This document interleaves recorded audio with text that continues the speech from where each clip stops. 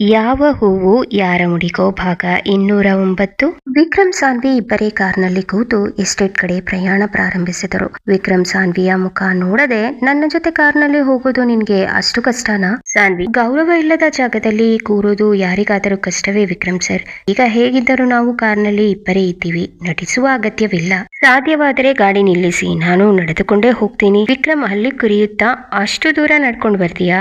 ಈಗ ಹೊರಟರೆ ಇನ್ನು 3 ದಿನ ಆದ್ಮೇಲೆ ಬರಬಹುದೇನೋ. ನೀನು ಕಾರ್ನಲ್ಲಿ ಬಂದೇ ಬರ್ಬೇಕು ಅನ್ನೋದು ನನ್ನ ಆಟ ಅಲ್ಲ, ಅದು ಅನಿವಾರ್ಯತೆ. 10 ಜನ ನೋಡ್ತಾರೆ ಅನ್ನೋ ಕಾರಣಕ್ಕೆ ನೀನು ನನ್ನ ಪಕ್ಕ ಕೂರಲೇಬೇಕು. ಸಾನ್ವಿ: ಅರ್ಥವಾಯ್ತು. ನಿಮ್ಮ ಅನಿವಾರ್ಯತೆ ಕೇವಲ ಸಮಾಜದ ಮರ್ಯಾದೆಗಾಗಿ, ನನ್ನ ಭಾವನೆಗಳಿಗಾಗಿ ಅಲ್ಲ. ವಿಕ್ರಮ್: ಭಾವನೆಗಳ ಬಗ್ಗೆ ಮಾತಾಡೋ ಮೊದಲು ಈ ಮದುವೆ ಗೌರವದ ಬಗ್ಗೆ ಯೋಚಿಸು. ನಿನಗೆ ಇಷ್ಟ ಇರಲಿ ಬಿಡಲಿ, ನೀನು ನನ್ನ ಹೆಂಡತಿ ಅನ್ನೋದು ಸತ್ಯ. ಸಾನ್ವಿ: ನೋ, ನನ್ನನ್ನ ನಿಮ್ಮ ಹೆಂಡತಿ ಅನ್ಬೇಡಿ, ಕೇಳೋಕೆ ಹಿಂಸೆ ಅನ್ಸತ್ತೆ.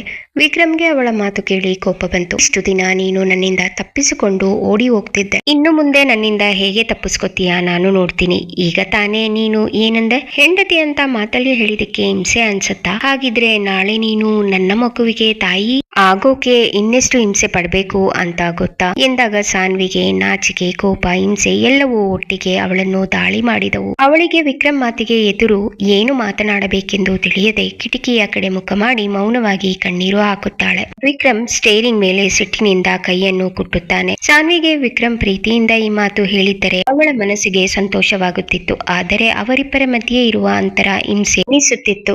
ವಿಕ್ರಮ್ ಸ್ವಲ್ಪ ಹೊತ್ತು ಮೌನದ ನಂತರ ಸಾನ್ವಿಯ ಕಣ್ಣೀರನ್ನು ಗಮನಿಸಿ, ಮನಸ್ಸಿನಲ್ಲಿ ನಮ್ಮಿಬ್ಬರ ಮಧ್ಯೆ ಅಷ್ಟಾಗಿ ಸಲಿಗೆ ಇಲ್ಲ, ಅಂಥದ್ರಲ್ಲಿ ತಾನು ಅಷ್ಟು ಮುಂದುವರಿದು ಮಾತನಾಡಬಾರದಿತ್ತು. ಪಶ್ಚಾತ್ತಾಪ ಪಡುತ್ತಾ, ಆದರೆ ಹೊರಗೆ ಕಠೋರವಾಗಿ ಅಳೋದನ್ನ ನಿಲ್ಲಿಸು ಸಾನ್ವಿ. ಎಸ್ಟೇಟ್ ಹತ್ತಿರ ಬರ್ತಾ ಇದೀವಿ.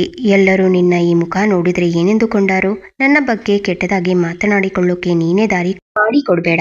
ಸಾನ್ವಿ ಕಣ್ಣೀರು ಒರೆಸಿಕೊಳ್ಳುತ್ತಾ ಧ್ವನಿಯಲ್ಲಿ ನಡುಕವಿದ್ದರೂ ದಿಟ್ಟತನದಿಂದ, ನಿಮಗೆ ನನ್ನ ಹತ್ರ ಹೇಗೆ ಮಾತಾಡ್ಬೇಕು ಅನ್ನೋದು ಇನ್ನೂ ಗೊತ್ತಿಲ್ಲ. ನನ್ನನ್ನು ಯಾವಾಗ್ಲೂ ನೋಯಿಸ್ತೀರಾ. ಈಗ ಬೇರೆಯವರು ಏನಂದುಕೊಳ್ತಾರೆ ಅನ್ನೋದೇ ಮುಖ್ಯ ಅಲ್ವಾ? ನನ್ನ ಮನಸ್ಸಿನ ನೋವಿಗಿಂತ ನಿಮ್ಮ ಗೌರವವೇ ದೊಡ್ಡದಾಯ್ತು. ಸರಿ, ನಾನು ಅಳೋದಿಲ್ಲ. ನಿಮ್ಮ ನಾಟಕಕ್ಕೆ ನಾನು ಸಾಥ್ ಕೊಡ್ತೀನಿ. ವಿಕ್ರಮ್ ಗಾಡಿಯನ್ನು ಸಡನ್ ಆಗಿ ರಸ್ತೆಯ ಪಕ್ಕಕ್ಕೆ ನಿಲ್ಲಿಸಿ ಅವಳ ಕಡೆ ತಿರುಗಿ, ನಾಟಕನಾ? ನೀನು ಇದನ್ನೆಲ್ಲ ನಾಟಕ ಅಂತ ಅಂದುಕೊಂಡಿದೀಯಾ? ನಾನು ಹೇಳಿದ ಮಾತಿನ ಅರ್ಥ ನಿನಗೆ ಅರ್ಥವಾಗಲಿಲ್ವಾ? ಅಥವಾ ಅರ್ಥ ಮಾಡ್ಕೊಳ್ಳೋಕೆ ನಿನ್ಗೆ ಇಷ್ಟ ಇಲ್ವಾ? ಸಾನ್ವಿ ವಿಕ್ರಮ್ನ ಕಣ್ಣುಗಳನ್ನು ನೇರವಾಗಿ ನೋಡಿ, ಅರ್ಥ ಮಾಡ್ಕೊಳ್ಳೋಕೆ ಏನಿದೆ ವಿಕ್ರಮ್ ಸರ್? ಬಲವಂತದ ಸಂಬಂಧದಲ್ಲಿ ಹಕ್ಕಿನ ಬಗ್ಗೆ ಮಾತಾಡೋದು ಸುಲಭ, ಆದ್ರೆ ಆ ಹಕ್ಕಿನ ಹಿಂದೆ ಪ್ರೀತಿ ಇರಬೇಕು, ಬರೀ ಅನಿವಾರ್ಯತೆ ಅಲ್ಲ. ವಿಕ್ರಮ್ ಮಾತೆ ಬರದಂತಾಗಿ ಮತ್ತೆ ಸ್ಟೇರಿಂಗ್ ಹಿಡಿದು, ನಿನಗೆ ವಾದ ಮಾಡೋದೇ ಕೆಲ್ಸ ಆಗಿದೆ, ಹೋಗಲಿ ಬಿಡು. ಎಸ್ಟೇಟ್ ತಲುಪಿದ ಮೇಲೆ ನಿನ್ನ ಪಾಡಿಗೆ ನೀನಿರು, ನನ್ನ ಪಾಡಿಗೆ ನಾನಿರ್ತೀನಿ. ನೆನ್ಪಿರ್ಲಿ, ಸ್ವರ್ಣರಾಮು ಅಂದ್ರೆ ನನ್ನ ಅಪ್ಪ ಅಮ್ಮನ ಮುಂದೆ ನಾವು ಇಬ್ಬರು ಹೊಂದಿಕೊಂಡು ಸುಖಿ ದಂಪತಿಗಳ ತರಾನೇ ಇದ್ದೀವಿ ಅಂತ ತೋರಿಸ್ಕೋಬೇಕು. ಸಾನ್ವಿ ಕಿಟಕಿಯ ಹೊರಗೆ ನೋಡುತ್ತಾ ಮೌನವಾಗಿ, ಆ ಸುಳ್ಳಿನ ಮುಖವಾಡ ಹಾಕಿಕೊಳ್ಳೋ ಅಭ್ಯಾಸ ನನಗಿಲ್ಲ ವಿಕ್ರಮ್ ಸರ್. ಹಾಗಂತ ಚಿಂತೆ ಮಾಡ್ಬೇಡಿ, ನಾನು ಯಾರ ಮುಂದೇನು ನೀವು ಹೀಗೆ ಅಂತ ಸತ್ಯ ಹೇಳಲ್ಲ. ವಿಕ್ರಮ್ ಮೌನವಾಗಿ ಗಾಡಿ ಚಲಾಯಿಸುತ್ತಾನೆ. ಆದರೆ ಅವನ ಮನಸ್ಸಿನಲ್ಲಿ ಸಾನ್ವಿಯ ಮಾತುಗಳು ತೀವ್ರವಾಗಿ ಚುಚ್ಚುತ್ತಿರುತ್ತವೆ. ಗಾಡಿಯ ವೇಗಕ್ಕಿಂತಲೂ ಅವರ ಆಲೋಚನೆಗಳ ವೇಗ ಹೆಚ್ಚುತ್ತಿತ್ತು. ಕಾರೀಗ ಎಸ್ಟೇಟ್ನ ಅಂಕುಡೊಂಕು ರಸ್ತೆಯಲ್ಲಿ ಸಾಗುತ್ತಿದೆ. ಸುತ್ತಲೂ ಹಸಿರು ತುಂಬಿದ್ದರೂ ಕಾರಣ ಒಳಗಿನ ವಾತಾವರಣ ಮಾತ್ರ ಬೂದಿ ಮುಚ್ಚಿದ ಕೆಂಡದಂತಿದೆ. ವಿಕ್ರಮ್ ಸಾನ್ವಿಯ ಮೌನ ಅವನನ್ನು ಮತ್ತಷ್ಟು ಕಾಡತೊಡಗುತ್ತದೆ. ದನಿಯನ್ನು ಸ್ವಲ್ಪ ಮೃದುಗೊಳಿಸಿ, ನೋಡು ಸಾನ್ವಿ, ನಾನು ಆಗ ಅಂದಿದ್ದು ನಿನಗೆ ಬೇಸರ ಮಾಡಲಿಕ್ಕಲ್ಲ, ಬದುಕಿನ ವಾಸ್ತವದ ಬಗ್ಗೆ ಹೇಳಿದೆ ಅಷ್ಟೇ. ನಾವಿಬ್ಬರು ಈ ಸಂಬಂಧದಲ್ಲಿ ಸಿಲುಕಿಕೊಂಡಿದ್ದೇವೆ ಅನ್ನೋದು ಎಷ್ಟು ಸತ್ಯವೋ, ಈ ಸಂಬಂಧವನ್ನು ನಿಭಾಯಿಸಬೇಕಿರೋದು ಅಷ್ಟೇ ಸತ್ಯ. ಸಾನ್ವಿ ದೂರದ ಗುಡ್ಡಗಳತ್ತ ನೋಡುತ್ತಲೇ, ವಾಸ್ತವ ಅಂದ್ರೆ ನಿಮ್ಗೆ ಕೇವಲ ಜವಾಬ್ದಾರಿಗಳಷ್ಟೇ ಅಲ್ವಾ? ನನ್ನ ಪಾಲಿಗೆ ವಾಸ್ತವ ಅಂದ್ರೆ ಪ್ರತಿದಿನ ಸಾಯುತ್ತಿರುವ ನಮ್ಮ ಜೀವನದ ಕನಸುಗಳು ಮತ್ತು ನಮ್ಮ ಭಾವನೆಗಳು. ನೀವು ಸಂಬಂಧವನ್ನ ನಿಭಾಯಿಸಬೇಕು ಅಂದ್ರಿ, ಆದ್ರೆ ನಾನು ಅದನ್ನ ಸಹಿಸಿಕೊಳ್ಬೇಕು ಅಂತ ಇದ್ದೀನಿ. ಎರಡಕ್ಕೂ ತುಂಬಾ ವ್ಯತ್ಯಾಸ ಇದೆ ವಿಕ್ರಮ್ ಸರ್. ವಿಕ್ರಮ್ ಗಾಡಿಯನ್ನು ನಿಲ್ಲಿಸಿ, ಸಹಿಸಿಕೊಳ್ತೀನಿ ಅಂತಿದೀಯಾ? ನಿನಗೇನು ಹಿಂಸೆ ಮಾಡ್ತಿದ್ದೀನಿ ನಾನು? ಏನಾಗಿದೆ ನಿನ್ಗೆ? ಮೊದ್ಲು ನಿನ್ನ ಮನಸ್ಸಲ್ಲಿ ಏನಿದೆ ಅಂತ ಹೇಳು. ಈ ಕ್ಷಣಕ್ಕೆ ನಿನ್ನ ಮನಸ್ಸಲ್ಲಿ ನನ್ನ ಬಗ್ಗೆ ಇರೋ ಭಾವನೆ ಏನು ಅಂತ ಹೇಳು. ಸಾನ್ವಿ ಕಣ್ಣಿನಲ್ಲಿ ಹನಿಗಳು ಮರುಕಳಿಸಿದರೂ ಹೊರ ಬರದಂತೆ ತಡೆದು, ಮನುಷ್ಯನಿಗೆ ಎಲ್ಲಕ್ಕಿಂತ ಮುಖ್ಯವಾಗಿ ಬೇಕಿರೋದು ಪ್ರೀತಿ, ಮತ್ತೆ ಅವರಿಂದ ಸಿಗುವ ಪುಟ್ಟ ಕಾಳಜಿ ಮತ್ತು ಅರ್ಥ ಮಾಡಿಕೊಳ್ಳುವ ಗುಣ. ಅದು ನಿಮ್ಮಲ್ಲಿ ಮರೀಚಿಕೆಯಾಗಿದೆ, ಹಾಗಾಗಿ ನನಗೆ ನೀವು ಅಪರಿಚಿತ. ವಿಕ್ರಮ್ ಕಿರಿಕಿರಿಕೊಳ್ಳುತ್ತಾ, ಸಾಕು ಸಾನ್ವಿ, ಮುಂದೆ ಏನು ಮಾತಾಡ್ಬೇಡ ಎಂದವನು ಮುಂದಿದ್ದ ಸ್ಪೀಡ್ ಬ್ರೇಕರ್ ನೋಡದೆ ಅದನ್ನು ಹಾರಿಸಿದ.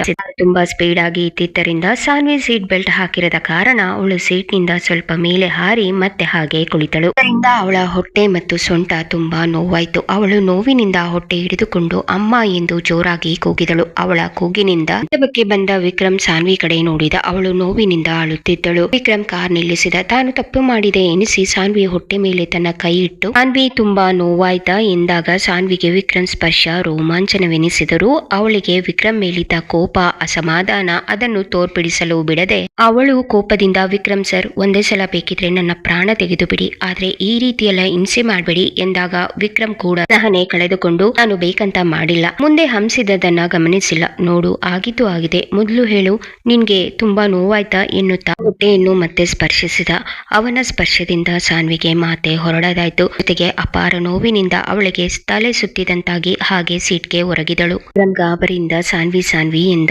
ಸಾನ್ವಿಗೆ ಕಣ್ಣು ಬಿಡಲು ಸಾಧ್ಯವಾಗಲಿಲ್ಲ. ವಿಕ್ರಮ್ಗೆ ಏನು ಮಾಡಬೇಕೆಂದು ತೋಚದೆ ಟೆನ್ಷನ್ ನಿಂದ ಒದ್ದಾಡುತ್ತಿದ್ದ. 2 ನಿಮಿಷದ ನಂತರ ಸಾನ್ವಿ ಕಣ್ಣು ತೆರೆದಳು. ವಿಕ್ರಮ್ ಅವಳಿಗೆ ಕುಡಿಯಲು ನೀರು ಕೊಟ್ಟ. ನೀರು ಕುಡಿದ ಸಾನ್ವಿ ಮತ್ತೆ ಕಣ್ಣು ಮುಚ್ಚಿ ಮಲಗಿದಳು. ವಿಕ್ರಮ್ ಅವಳನ್ನು ಮಾತನಾಡಿಸುವ ಪ್ರಯತ್ನ ಮಾಡದೆ ಮೌನವಾಗಿ ಕಾರ್ ಡ್ರೈವ್ ಮಾಡಿದ.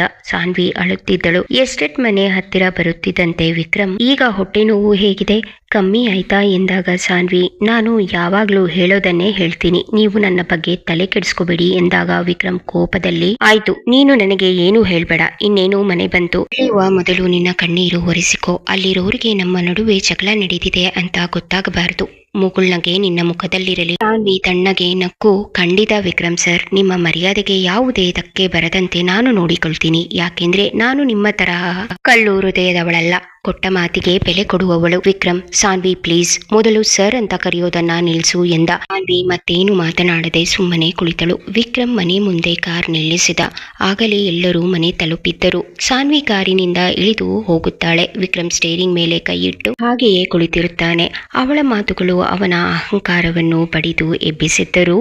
ಎಲ್ಲೋ ಒಂದು ಕಡೆ ಅವಳು ತನ್ನೊಂದಿಗೆ ಹಾಗೆ ನಡೆದುಕೊಳ್ಳುವುದು ಸರಿ ಎಂದು ಅವನ ಮನಸ್ಸಿನ ಒಂದು ಮೂಲೆಯಲ್ಲಿ ಪಿಸುಗುಟ್ಟುತ್ತಿರುತ್ತದೆ. ಸ್ವರ್ಣ ಸಾನ್ವಿ ಮಂಕಾದ ಮುಖ ನೋಡಿ ರಾಮು ಬಳಿ ಮೆಲ್ಲಗೆ, ವಿಕ್ರಮ್ನ ನಮ್ಮ ಮಗ ಅಂತ ಅವನು ಮಾಡಿದ್ದೇ ಸರಿ ಅಂತ ಹೇಳೋಕೆ ಆಗಲ್ಲ, ಅವನು ಒಳ್ಳೆ ಹುಡುಗನೇ ಇರಬಹುದು, ಆದ್ರೆ ಅವನ ಹಠ ಸಾನ್ವಿ ಮುಕ್ತತೆಗೆ ಮುಳ್ಳಾಗಬಾರದು, ನಾವು ಅವಳಿಗೆ ತುಂಬಬೇಕು, ಅವಳನ್ನು ಈ ಸಂಕಟದಲ್ಲಿ ಒಪ್ಪಳೇ ಬಿಡಬಾರದು. ರಾಮು, ಖಂಡಿತ ಸ್ವರ್ಣ, ನಾನು ಅವಳತ್ರ ಮಾತಾಡ್ತೀನಿ, ಅವಳಿಗೆ ನಾವಿದ್ದೀವಿ ಅನ್ನೋ ನಂಬಿಕೆ ಬೇಕು. ವಿಕ್ರಮ್ ಅವಳನ್ನ ಅರ್ಥ ಮಾಡಿಕೊಳ್ಳುವವರೆಗೂ ನಾವು ಅವಳಿಗೆ ನೆರಳಾಗಿ ನಿಲ್ಲೋಣ. ಹೌದು, ಸಾನ್ವಿ ಮುಖದಲ್ಲಿ ಮತ್ತೆ ಆ ಹಳೆಯ ನಗು ಬರುವವರೆಗೂ ನಮಗೂ ನೆಮ್ಮದಿ ಇಲ್ಲ. ಈ ಮದುವೆ ಬಂದ ಅವಳಿಗೆ ಹೊರೆಯಾಗಬಾರದು, ದಾರಿಯಾಗಬೇಕು. ಅವಳಿಗೆ ಏನು ಬೇಕೋ ಅದನ್ನು ಮಾಡೋಣ. ವಿಕ್ರಮ್ ಕಾರ್ ಇಳಿದವನು ಬಂದು ಸಾನ್ವಿ ಪಕ್ಕ ನಿಂತುಕೊಂಡ. ಸ್ವರ್ಣ ದೂರದಲ್ಲಿ ಮೌನವಾಗಿ ನಿಂತಿರುವ ವಿಕ್ರಮ್ ಮತ್ತು ಸಾನ್ವಿಯನ್ನು ನೋಡುತ್ತಾ, ರಾಮುವಿನ ಬಳಿ, ಆ ಅರುಂಧತಿ ವಸಿಷ್ಠರಂತೆ ಇವರು ಅನ್ಯೋನ್ಯವಾಗಿ ಇರಲಿ ಅಂತ ಹಾರೈಸಿದ್ವಿ, ಆದರೆ ಇಲ್ಲಿ ಒಬ್ಬರ ಮೌನ ಮತ್ತೊಬ್ಬರ ನೀರಿಗೆ ಕಾರಣವಾಗಿದೆ. ವಿಕ್ರಮ್ ಮನಸ್ಸಲ್ಲಿ ಏನಿದೆ ಅಂತ ಅರ್ಥ ಆಗ್ತಿಲ್ಲ. ಸಾನ್ವಿ ಮೇಲಿರೋ ದ್ವೇಷಕ್ಕಿಂತ ನಿಶಾ ಕೊಟ್ಟ ನೋವು ಇನ್ನು ಕಾಡುತ್ತಿದೆ ಅನ್ಸತ್ತೆ. ಆದ್ರೆ ಅವನು ಸಾನ್ವಿ ಹತ್ತಿರ ಈಗೇಕೆ ನಿಷ್ಠೂರವಾಗಿ ನಡ್ಕೋಬೇಕು? ಮದ್ವೆ ನಿಂತ್ರು ಅವನಾಗೆ ಸಾನ್ವಿನ ಮದ್ವೆ ಆಗೋ ತೀರ್ಮಾನ ಮಾಡಿಲ್ಲ ಅಂದ್ರೆ ಅವನಿಗೆ ಸಾನ್ವಿ ಬಗ್ಗೆ ಯಾವ ಭಾವನೆಗಳು ಇಲ್ವಾ? ಎಲ್ಲಾ ವಿಷಯದಲ್ಲೂ ತಪ್ಪು ಮಾಡೋದು ಇವನು, ಆದ್ರೆ ಶಿಕ್ಷೆ ಮಾತ್ರ ಸಾನ್ವಿಗೆ. ಯಾಕೆ? ರಾಮು ಅದೇ ವಿಧಿಯ ಆಟ. ಸ್ವರ್ಣ ಮಾಡಿದ ತಪ್ಪಿಗೆ ಇನ್ಯಾರೋ ಬೆಲೆ ತೆರಬೇಕಾಗಿದೆ. ಸಾನ್ವಿ ತನ್ನ ತಾಳ್ಮೆಯಿಂದ ಈ ಕಲ್ಲಾದ ಮನಸ್ಸನ್ನು ಕರಗಿಸುತ್ತಾಳೋ ಅಥವಾ ಅವಳೇ ಈ ನೋವಿನ ಸಾಗರದಲ್ಲಿ ಮುಳುಗಿ ಹೋಗ್ತಾಳೋ ಕಾಲವೇ ನಿರ್ಧರಿಸಬೇಕು. ಸುಶೀಲಾ ಮತ್ತು ಸ್ವರ್ಣ ವಿಕ್ರಮ್ ಸಾನ್ವಿ ಇಬ್ಬರಿಗೂ ಆರತಿ ಮಾಡಿದರು. ದಂಪತಿಗಳು ಪರಸ್ಪರ ಹೆಸರನ್ನು ಹೇಳುವಂತೆ ಮಾಡಿದಾಗ ವಿಕ್ರಮ್ ಸಾನ್ವಿ ಎಂದು, ಸಾನ್ವಿ ವಿಕ್ರಮ್ ಸರ್ ಎಂದಳು. ಸಾನ್ವಿ ಬೇಸರದಲ್ಲಿರುವುದು ಅರ್ಥ ಮಾಡಿಕೊಂಡು ಯಾರೂ ಅವಳು ವಿಕ್ರಮ್ ಹೆಸರನ್ನು ಮತ್ತೆ ಹೇಳು ಎಂದು ಕೇಳಲಿಲ್ಲ. ಆದರೆ ವಿಕ್ರಮ್ಗೆ ಸಾನ್ವಿ ಈಗಲೂ ತನ್ನ ಹೆಸರನ್ನು ವಿಕ್ರಮ್ ಎನ್ನದೆ ವಿಕ್ರಮ್ ಸರ್ ಎಂದದ್ದು ಕೇಳಿ ಅವನ ಕೋಪ ಇದ್ದಕ್ಕಿದ್ದಂತೆ ದುಪ್ಪಟ್ಟಾಯಿತು. ಅವನು ಒಳಗೊಳಗೆ ಕುದಿಯುತ್ತಿದ್ದ. ಸಾನ್ವಿ ಸೇರನ್ನು ಒದ್ದು ಮನೆಯೊಳಗೆ ಪ್ರವೇಶಿಸಿದಳು. ಗೃಹ ಪ್ರವೇಶ. ವಧು ಮೊದಲ ಬಾರಿಗೆ ಪತಿಯ ಮನೆಗೆ ಪ್ರವೇಶಿಸುವ ಶಾಸ್ತ್ರ. ಇದು ಹೊಸ ಜೀವನದ ಆರಂಭದ ಸಂಕೇತ. ಸುಶೀಲ, ಸಾನ್ವಿ, ನಿನ್ಗೆ ಇದೇ ತವರು ಮನೆ, ಇದೇ ಮಾವನ ಮನೆ, ಆದರೂ ಮದುವೆ ನಂತರ ನೀನು ಮನೆಯೊಳಗೆ ಬರೋಕೆ ಮುಂಚೆ ಈ ಶಾಸ್ತ್ರಗಳನ್ನ ಮಾಡ್ಲೇಬೇಕು. ಸರಿ ಕಣಮ್ಮ, ಈಗ ಹೋಗಿ ದೇವರ ಮನೆಯ ದೀಪ ಹತ್ತಿಸಿ ಒಳ್ಳೇದಾಗ್ಲಿ ಅಂತ ಬೇಡ್ಕೋ ಎಂದವಳು ಲಕ್ಷ್ಮಿ ಕಡೆ ತಿರುಗಿ ಪಾದ ಪೂಜೆ ಮಾಡೋದಕ್ಕೆ ಎಲ್ಲ ತಯಾರಿದ್ಯಾ ಎಂದಾಗ ಲಕ್ಷ್ಮಿ ಎಲ್ಲ ತಯಾರಿದೆ ಎಂದಾಗ ಸುಶೀಲ ಶರಣ್ಯಾಳನ್ನು ಕುರಿತು, ಶರಣ್ಯ ಪಾದಪೂಜೆ ಶಾಸ್ತ್ರ ಇದೆ, ಇದಕ್ಕೆ ಮುಂಚೆ ಸಾನ್ವಿಗೆ ಬೇರೆ ಸೀರೆ ಉಡಿಸಿಕೊಂಡು ಕರ್ಕೊಂಡು ಬಾ ಎಂದಾಗ ಶರಣ್ಯ ಇನ್ನು ಕರೆದುಕೊಂಡು ರೂಮ್ಗೆ ಹೋದಳು. ಅವಳ ಜೊತೆ ರಮ್ಯಾ, ಪಲ್ಲವಿ, ಅಂಜಲಿ ಕೂಡ ಹೋದರು. ರೂಮ್ಗೆ ಬಂದ ಸಾನ್ವಿ ಹೊಟ್ಟೆಯನ್ನು ಹಿಡಿದುಕೊಂಡು ಸಂಕಟ ಪಡುತ್ತಿರುವುದನ್ನು ನೋಡಿದ ಪಲ್ಲವಿ, ಸಾನ್ವಿ ಏನಾಯ್ತು ಎಂದಾಗ ಸಾನ್ವಿ ಏನೂ ಇಲ್ಲ ಅತ್ತಿಗೆ. ಪಲ್ಲವಿ, ಬಾಯಿ ಏನೂ ಇಲ್ಲ ಅಂದ್ರೂ ಮುಖ ಕಣ್ಣು ಏನೋ ಇದೆ ಅಂತ ಹೇಳ್ತಿದೆ, ನಮ್ಮ ಹತ್ರ ಮುಚ್ಚಿಡಬೇಡ ಅಂದಾಗ ಸಾನ್ವಿ ಏನೂ ಇಲ್ಲ, ಬರ್ತಾ ವಿಕ್ರಮ್ ಸರ್ ಹಂಸ ಹಾರಿಸಿದ್ರು, ಸೀಟ್ ಬೆಲ್ಟ್ ಹಾಕಿರ್ಲಿಲ್ಲ, ಹೊಟ್ಟೆಗೆ ಸೊಂಟಕ್ಕೆ ತುಂಬಾ ಪೆಟ್ಟಾಯ್ತು, ತುಂಬಾ ನೋವಾಗ್ತಿದೆ ಅತ್ತಿಗೆ. ಕಣ್ಣಲ್ಲಿ ನೀರು ತುಂಬಿಕೊಂಡಳು. ಪಲ್ಲವಿ, ಸಾರಿ, ತುಂಬಾನೇ ನೋವಾಗ್ತಿದ್ಯಾ, ಸರಿ ಹೋಗಿ ಫ್ರೆಶ್ ಆಗಿ ಬಂದು ಬದಲಾಯಿಸು, ಆಮೇಲೆ ಸೊಂಟಕ್ಕೆ ಜೆಲ್ ಹಚ್ತೀನಿ ಎಂದಾಗ ಸಾನ್ವಿ ಬೇಡ ಅತ್ತಿಗೆ ಪರವಾಗಿಲ್ಲ ಎಂದವಳು ಫ್ರೆಶ್ ಆಗಿ ಬಂದು ರೆಡಿ ಆದಳು. ಸಾನ್ವಿ ಯಾವ ಸೀರೆ ಹಾಕಿದ್ರು ತುಂಬಾ ಮುದ್ದಾಗಿ ಕಾಣ್ತೀಯಾ, ಇವತ್ತು ವಿಕ್ರಮ್ ನಿನ್ನನ್ನ ಎಂದವಳು ನಾಲಿಗೆ ಕಚ್ಚಿ ಸುಮ್ಮನಾದಳು. ಸಾನ್ವಿಗೆ ಶರಣ್ಯ ಮಾತು ಅರ್ಥವಾಗದೆ ಏನಂದ್ರಿ ಎಂದಾಗ ಪಲ್ಲವಿ ಏನೂ ಇಲ್ಲ, ವಿಕ್ರಮಣ್ಣ ನಿನ್ನನ್ನ ತುಂಬಾ ಇಷ್ಟಪಡ್ತಾರೆ ಅಂತ ಅಷ್ಟೇ ಎಂದಳು. ಸಾನ್ವಿಯನ್ನು ರೆಡಿ ಮಾಡಿ ಪಾದ ಪೂಜೆಗೆ ಕರೆದುಕೊಂಡು ಬಂದರು. ವಿಕ್ರಮ್ ಸಾನ್ವಿಯನ್ನು ನೋಡಿ ಕಳೆದೇ ಹೋದ. ಒಂದು ಕ್ಷಣ ಅವನು ಮನಸ್ಸಿನಲ್ಲಿ, ಸಾನ್ವಿ ನಿನ್ನನ್ನ ಈ ತರ ನೋಡ್ತಿದ್ರೆ ನಾನು ಸೋತೆ ಹೋಗ್ತೀನಿ, ಅಯ್ಯೋ ನನಗೇನಾಗಿದೆ, ಏನೇನೋ ಯೋಚನೆ ಮಾಡ್ತಿದ್ದೀನಿ, ಮತ್ತೆ ನನ್ನ ಮನಸ್ಸು ಕಂಟ್ರೋಲ್ ತಪ್ಪಿದೆ ಎಂದುಕೊಂಡ. ಪಾದ ಪೂಜೆಯು ಪತಿ ಮತ್ತು ಪತ್ನಿಯ ನಡುವಿನ ಪರಸ್ಪರ ಗೌರವದ ಒಂದು ಭಾಗವೆಂದು ಪರಿಗಣಿಸಲಾಗುತ್ತದೆ. ಪತ್ನಿಯು ಪತಿಯಲ್ಲಿ ದೈವತ್ವವನ್ನು ಕಂಡು ಭಕ್ತಿಯಿಂದ ಮಾಡುವ ಸೇವೆ ಇದು. ಕೃತಜ್ಞತೆ, ಮದುವೆಯ ನಂತರ ಜೀವನ ಪರ್ಯಂತ ಜೊತೆಯಾಗಿರುವ ಕಷ್ಟ ಸುಖಗಳಲ್ಲಿ ಬೆನ್ನೆಲುಬಾಗಿ ನಿಲ್ಲುವ ಪತಿಗೆ ಪತ್ನಿಯು ಸಲ್ಲಿಸುವ ಕೃತಜ್ಞತೆಯ ಸಂಕೇತವಾಗಿ ಪಾದಪೂಜೆ ಮಾಡಲಾಗುತ್ತದೆ. ಅಹಂಕಾರದ ವಿನಾಶ, ಇನ್ನೊಬ್ಬರ ಪಾದಗಳಿಗೆ ನಮಸ್ಕರಿಸುವುದು ಅಥವಾ ಪೂಜಿಸುವುದು ನಮ್ಮಲ್ಲಿರುವ ಅಹಂಕಾರವನ್ನು ಕಡಿಮೆ ಮಾಡಿ ನಮ್ರತೆಯನ್ನು ಬೆಳೆಸುತ್ತದೆ ಎಂಬ ನಂಬಿಕೆ ಇದೆ. ಹಿನ್ನೆಲೆ, ಅನೇಕ ಶಾಸ್ತ್ರಗಳಲ್ಲಿ ಪತಿಯನ್ನು ಪತಿ ಪರಮೇಶ್ವರ ಎಂದು ಸಂಬೋಧಿಸಲಾಗುತ್ತದೆ. ಪತಿಯ ಪಾದಗಳಲ್ಲಿ ಗಂಗೆಯ ಪುಣ್ಯವಿದೆ ಎಂಬ ನಂಬಿಕೆಯೂ ಇದೆ. ಇದೇನು ಕತೆಗಾಗಿ ಕಮೆಂಟ್ ಮಾಡಿ ನಿಮ್ಮ ಆಲೋಚನೆಗಳನ್ನು ಹಂಚಿಕೊಳ್ಳಿ. ಈ ಕತೆ ಹೇಗೆ ಅನಿಸಿತು ಎಂಬುದನ್ನು ಕಮೆಂಟ್ ವಿಭಾಗದಲ್ಲಿ ತಿಳಿಸಿ. ಮಾಡದೆ ನಮ್ಮ ಕನ್ನಡ ಹಾಡುಗಳು ಹಾಗೂ ಕತೆಗಳಿಗಾಗಿ ನಮ್ಮ ಚಾನೆಲ್ಗೆ ಸಬ್ಸ್ಕ್ರೈಬ್ ಮಾಡಿ. ನಿಮ್ಮ ಬೆಂಬಲಕ್ಕೆ ಧನ್ಯವಾದಗಳು.